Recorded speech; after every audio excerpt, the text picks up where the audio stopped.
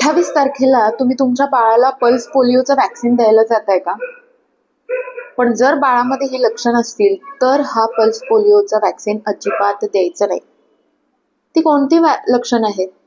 जर तुमचं बाळ immuno compromised आहे किंवा कोणत्या थेरपी त्याला चालू आहेत, इम्युनोथेरपी त्याला चालू आहेत, किंवा आधी कधी पोलिओच्या वॅक्सिनमुळे त्याला खूप सिव्हिअर रिॲक्शन आली असेल, तर तुम्ही पोलिओचं वॅक्सिन पल्स पोलिओ कॅम्पेनमध्ये तुमच्या बाळाला हे वॅक्सिन द्यायचं नाहीये.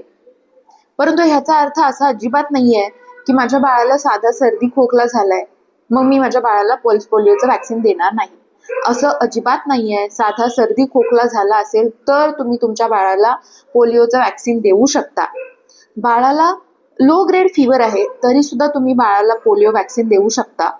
परंतु हाय ग्रेड फीवर आहे, खूप जास्त उलट्या किंवा जुलाब होत आहेत, बाळ ऍडमिट आहे आणि समजा तुमच्या डॉक्टरांनी बाळाला ते वॅक्सिन द्यायला नको म्हणून सांगितलं आहे, तर अशा वेळी केवळ तुमच्या बाळाला पोलिओचं वॅक्सिन द्यायचं नाहीये. अदरवाईज इतर वेळी प्रत्येक वेळी हे पल्स पोलिओचं वॅक्सिन तुमच्या बाळाला दिलं गेलंच पाहिजे.